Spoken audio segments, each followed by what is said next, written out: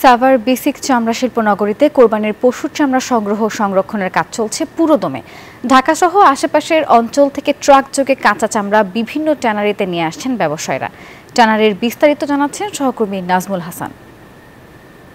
দর্শক, এই মুহূর্তে রয়েছি সাভারের বেসিক চামড়া শিল্প নগরীতে এবং কাঁচা চামড়া ঈদের দিন থেকে এখন পর্যন্ত প্রায় 14 লাখেরও বেশি চামড়া প্রবেশ করেছে সাভারের চামড়া শিল্প ট্যানারিতে এবং এখানকার 142টি কারখানায় একযোগে কাঁচা চামড়ার যে কার্যক্রম সেটা কিন্তু এখন পুরোদমে চলছে।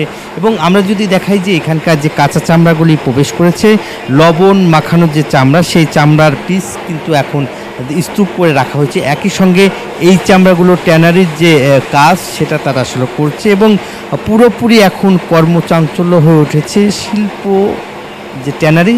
এবং সেই ট্যানারি আমরা দেখেছি যে কুরবানির পশুর চামড়া কিন্তু সংগ্রহ। বান্ডেল থাকলে প্রতি সেনমানিতে টাকা বাঁচবে।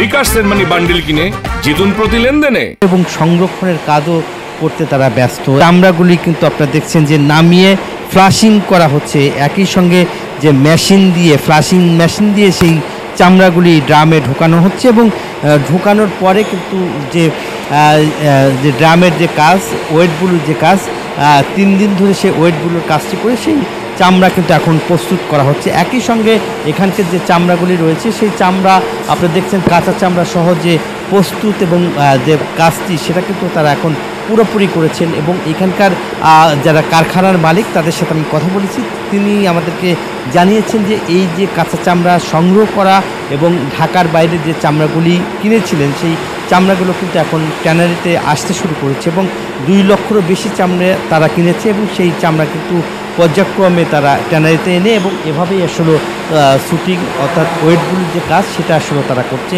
এই ছিল আমার কাছে সাভারের চামড়া শিল্প ট্যানারির সর্বশেষ খবর।